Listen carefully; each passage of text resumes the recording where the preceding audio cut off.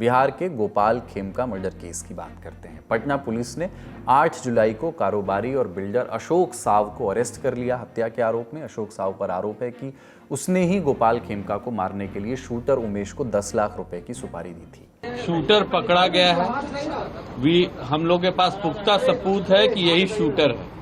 कौन उसको पैसा दिया, अशोक साव पैसा दिए, इसका भी पुख्ता सबूत है, मैचिंग है, बरामदगी भी है, बैलिस्टिक मैच भी हो जाएगी प्रॉपरली। अब जो अब कारण कई हो सकते हैं, इसमें समय लगेगा। जो अभियुक्त था वो जब भागा था उस घर तक पहुंचे, वहां पे जब छानबीन की गई तो एक मोटरसाइकिल हम लोगों को मिली। मोटरसाइकिल के नंबर से टेम्परिंग करने की कोशिश की गई थी। जब उस मोटरसाइकिल के पास वाले घर की सर्च की गई तो उस घर से जो अभियुक्त जो कपड़ा पहने हुए थे वो बरामद हुआ, जो जूता बरामद हुआ, मास्क बरामद हुआ। उस घर में जो व्यक्ति थे उनको लाया गया पूछताछ करने के लिए। उनका नाम उमेश यादव। जब उनसे गहन पूछताछ की गई, इसके बारे में गहराई से पूछताछ की गई तो उनके द्वारा इस घटना की संलिप्तता स्वीकार की गई। साथ ही में उनके द्वारा बताया गया कि इस घटना में जो उनके द्वारा इस्तेमाल किया गया हथियार था वो घर में छिपा के रखे हैं। ये जब उनको बताया गया, उसमें उनके घर के ऊपर वाले फ्लोर में, जो उनके भाई का फ्लोर है, घर है, उसमें ये बंद कमरे में रखे हुए थे। उस जगह की जब छानबीन की गई तो इनके घर से 59 राउंड गोलियां बरामद हुई। 56 राउंड 7.6 का था और 3 गोली 9mm का था। उसके अलावा जब घटना में जो इस्तेमाल हथियार था उसके साथ 2 मैगजीन मिला, जिसमें 14 राउंड गोलियां थी। इसके बाद जब इनसे और पूछताछ की गई तो बताया ये कि अशोक साव का नाम लिए, ये इनको करीब 1.5 साल से जानते थे।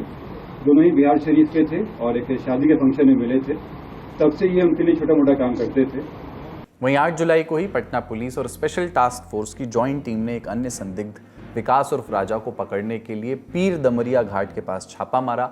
ये एक सुनसान ईंट भट्टे वाला इलाका है। जैसे ही पुलिस ने राजा को घेरा, उसने पुलिस पर फायरिंग शुरू कर दी। जवाबी कार्रवाई में एसटीएफ ने राजा को मार गिराया। मौके से एक पिस्तौल और कुछ खोखे मिले हैं। खबर सामने आने के बाद विकास की मां का बयान भी सामने आया। उन्होंने कहा कि उनका बेटा चेन्नई में काम करता है। क्या है गोपाल खेमका मर्डर केस, वो भी जान लेते हैं। तारीख 4 जुलाई, पटना का पौष गांधी मैदान का इलाका। रात के करीब 11:38 पर पनाश होटल के पास एक अपार्टमेंट के बाहर मरून रंग की कार आकर के रुकती है। कार में बैठा शख्स हॉर्न बजाता है। हॉर्न की आवाज़ सुनकर के अपार्टमेंट का गार्ड गेट खोलने के लिए पहुंचता है, लेकिन गार्ड के पहुंचने से पहले उस कार पर ताबड़तोड़ गोलियां बरसा दी जाती हैं। कार में बैठे गोपाल खेमका बुरी तरह घायल हो जाते हैं। उन्हें अस्पताल ले जाया जाता है, लेकिन उनकी जान बचाई नहीं जा सकी। गोपाल खेमका पटना के सबसे पुराने प्राइवेट मेडिकल कॉलेज के ओनर थे। 8 साल पहले पटना से सटे हाजीपुर में गोपाल खेमका के बेटे गुंजन खेमका की भी गोली मारकर हत्या कर दी गई थी। खेमका के परिजन पुलिस के काम करने के ढंग पर सवाल उठा रहे हैं। कहते हैं कि पुलिस घटनास्थल पर लगभग 2 घंटे की देरी से पहुंची, लेकिन पुलिस ने बयान दिया है कि हमें सूचना ही देर से मिली थी।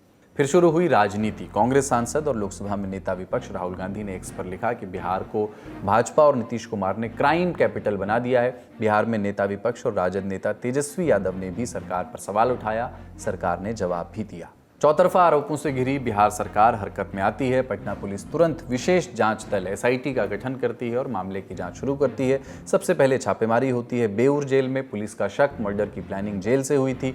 इस मर्डर केस में एक सुई गैंगस्टर अजय वर्मा पर भी जा रही है। अजय वर्मा पटना के बेऊर जेल में बंद है।